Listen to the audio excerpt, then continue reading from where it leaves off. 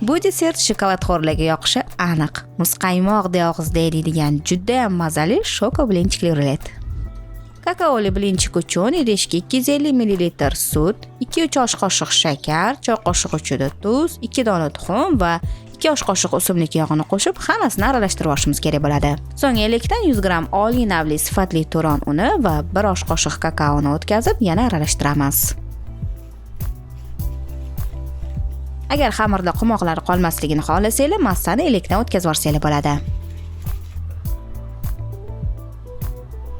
Endi blinchiklarni o'rta olovda birma-bir orqa oldin o'girib pishirib olamiz.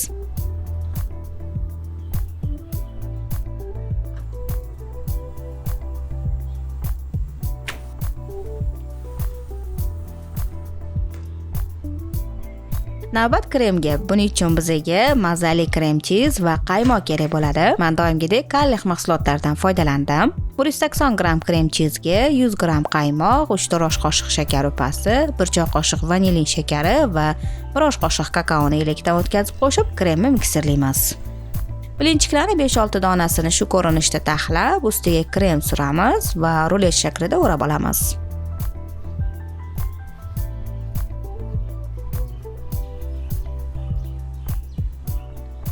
Ganash uchun 70 g isitilgan qaymoq bilan 80 g shokoladni aralashtirib olishimiz kerak bo'ladi. Unga endi 30 g maydalangan yong'oq qo'shib rulet ustiga qo'yamiz. Tayyor ruletni 1 soat sovutgichda qoldirib, so'ng bemalol kesib dasturxonga tortishimiz mumkin. Juda ham mazali, hammaga birdek manzur keladigan desert bo'ladi.